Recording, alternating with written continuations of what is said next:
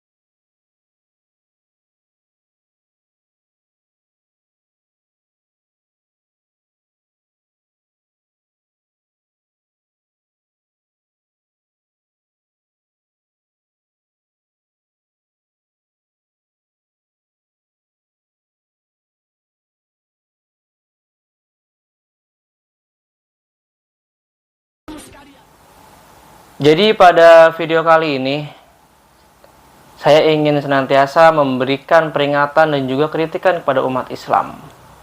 Apakah itu? Baru-baru ini kita dihebohkan dengan kasus seorang jenderal yang membunuh bawahannya, yang mana itu terjadi di rumah pribadinya. Kita sebut saja inisialnya FS dan juga BJ ya, Brigadir J.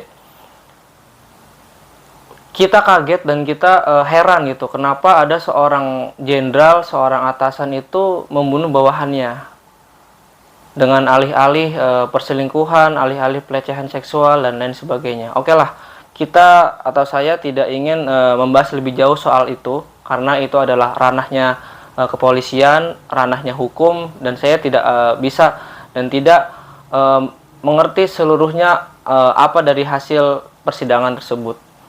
Yang ingin saya sampaikan di sini adalah kasus yang menimpa seorang jenderal Ferdy Sambo dan juga Brigadir J memang sangat mengerikan dan sangat membuat heboh dan membuat daripadanya itu berita yang sangat luar biasa, sehingga banyak umat Islam itu merasa kasihan, merasa empati kepada Brigadir J, merasa kasihan kepada keluarga Brigadir J, dan lain sebagainya. Saya prihatin gitu, kenapa umat Islam baru sekarang ini menyadari bahwasanya pembunuhan sadis itu sangat tidak dibenarkan. Kenapa ketika ada kasus KM50 yang membunuh, yang menewaskan 6 laskar FPI itu, Anda tuh diem aja, tidak ada empati, tidak ada yang namanya membuat status di sosial medianya, tidak ada yang namanya itu empati kepada 6 laskar tersebut, tidak ada yang namanya itu suara untuk membela, walaupun sekrup kita itu hanya bisa di sosial media, tapi tidak ada niatan kita untuk menyebarluaskan bagaimana supaya pemerintah itu mengusut tuntas KM50 yang menewaskan 6 orang muslim, pengawal daripadanya itu seorang ulama, Habib Rizik Syihab. Anda itu kemana aja? Kenapa sekarang yang dibunuh seorang jenderal yang non muslim, kalian itu berteriak-teriak ya, meminta keadilan, meminta hukum ini tuh dituntaskan dan dihukum seberat-beratnya kepada si pelaku. Lantas ketika ada KM50 yang menewaskan 6 orang muslim, seorang pengawal Habib Rizik Syihab, kalian itu diem aja. Di mana hati nurani kalian? Mereka 6 orang laskar itu tidak memiliki senjata, tidak memiliki kuasa, tidak mempunyai niat jahat, tapi mereka dibantai, dibunuh dengan cara yang keji. Ada yang kemaluannya dibakar, ada yang kemaluannya diinjak, ada yang punggungnya dibakar, ada yang matanya dicongkel, ada yang giginya dicopot, ada yang kukunya juga dicopot. Nah, hal-hal ini tuh sebenarnya tuh pukulan buat kalian, buat umat Islam, buat saya pribadi. Ketika ada kasus yang sangat keji, kasus pelanggaran HAM yang sangat berat, apalagi ini menewaskan 6 orang muslim, kalian itu diem-diem aja. Tidak ada suara untuk membela atau empati kepada 6 laskar tersebut. Kalian diem-diem aja, sehingga akhirnya si pelaku yang menembak 6 laskar itu dibebaskan. Kalian itu diem-diem aja. Tapi giliran sekarang, seorang jenderal non-muslim yang dibunuh non-muslim juga, Anda itu berteriak-teriak. Oke lah, memang pembunuhan itu tidak dibenarkan. Pembunuhan itu tidak dibenarkan secara hukum agama dan juga hukum negara. Tapi cobalah adil. Ketika ada pembunuhan 6 laskar itu, Anda diem-diem saja. Ketika seorang jenderal yang membunuh bawahannya, kalian itu berteriak-teriak, membuat status, memperhatikan beritanya, mengikuti alur ceritanya. Tapi ketika ada KM50, kalian tuh diem-diem aja. Di mana hati nurani kalian sebagai umat Islam? Mungkin saat ini Allah senantiasa ingin membuka dan membongkar setiap niat-niat jahat para petinggi-petinggi untuk senantiasa introspeksi diri ketika membuat rekayasa, ketika membuat kebohongan, ketika membuat kejahatan kepada orang muslim, kepada orang yang beriman yang tidak bersalah. Allah tuh langsung balas. Allah senantiasa membuka tabir-tabir mereka. Allah senantiasa membongkar setiap kejahatan-kejahatan mereka.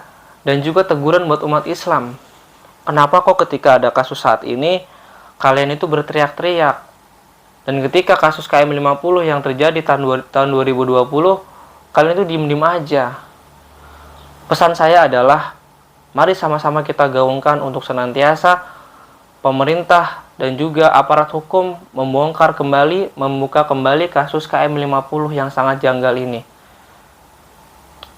Kita ramaikan di sosial media, kita ramaikan daripadanya itu suara kita untuk senantiasa membongkar KM50 kembali. Karena banyak dari aktivis-aktivis, para pengacara-pengacara dan juga para penegak keadilan untuk senantiasa membongkar kasus KM50. Karena dari tragedi kasus KM50 dan juga kasus yang menewaskan Brigadir J itu sangat-sangat mirip kronologinya. Yang pertama yang ingin saya sampaikan adalah ketika kasus KM50, CCTV di tol tersebut mati. Hal yang sama juga terjadi ketika di rumah jenderal tersebut, ketika ada pembunuhan, CCTV-nya mati. Sama-sama CCTV mati. Yang kedua, kasus tersebut terjadi pada saat di rumahnya seorang jenderal ada reka adegan tembak menembak, ya katanya ada adegan tembak menembak. Cuma yang ditembak itu adalah temboknya. Tapi kenapa yang mati CCTV gitu? Padahal di situ sebenarnya tidak ada terjadi tembak menembak. Dan pada kasus KM50 juga disebutkan ada reka adegan tembak menembak. Jadi yang ditembak itu adalah mobil polisi tersebut.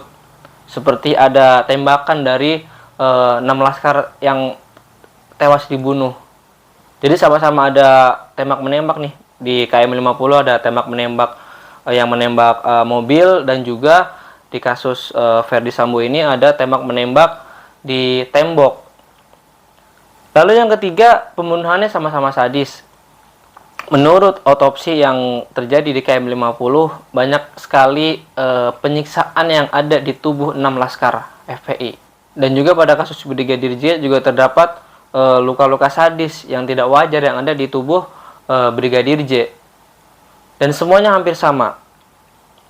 Karena pada kasus KM50 yang menjadi pimpinan untuk membongkar kasus ini adalah Irjen Ferdy Sambo itu sendiri.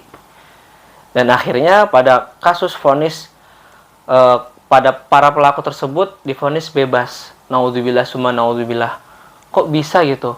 Seseorang atau sekelompok orang yang sudah membunuh 6 orang muslim tanpa berdosa, dibunuh dengan cara yang sadis, kok bisa gitu pengadilan itu memvonis bebas pelaku tersebut? Di mana pikirannya, di mana hati nuraninya? Dengan alih-alih pembelaan, dengan alih-alih membela diri, itu menurut saya itu sangat janggal gitu. Ya minimal di penjara lah 10 tahun atau 20 tahun. Tapi kok ini divonis bebas? Naudzubillah summa naudzubillah. Semoga kasus ini segera bisa dibuka kembali, bisa terbongkar semuanya siapa otak daripada kasus-kasus KM 50 dan juga kasus-kasus yang lain yang janggal yang menurut kita itu harus dibuka kembali.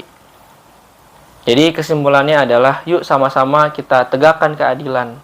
Saya sebagai seorang muslim merasa sedih, merasa kecewa, merasa kasihan ketika ada seorang Brigadir J dibunuh oleh atasannya sendiri di rumah pribadinya, walaupun Brigadir J adalah seorang non-muslim, tapi secara kemanusiaan dan juga dari hukum agama dan hukum negara itu tidak dibenarkan yang namanya pembunuhan.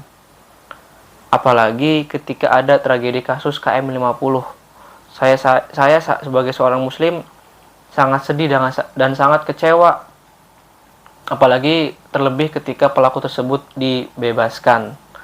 Oleh karenanya, mari yuk sama-sama kita berdoa kepada Allah agar kasus KM 50 ini dibuka kembali dan juga terbongkar siapa saja pelaku-pelaku daripada itu semua. Dan juga semoga mudah-mudahan keadilan ini bisa ditegakkan di negara kesatuan Republik Indonesia. Kepada umat Islam, yuk sama-sama kita suarakan keadilan. Jangan sampai Anda melihat sebelah mata kasus KM 50, tetapi Anda melihat dengan dua mata Anda di kasus Verdi Sambo dan juga Brigadir J. Mungkin itu saja yang bisa saya sampaikan pada video kali ini. Kurang lebihnya mohon maaf. Hadanallahu wa iyyakum ajmain. Billahi fisabilil haq fastabiqul khairat walakum minkum. Wassalamualaikum warahmatullahi wabarakatuh.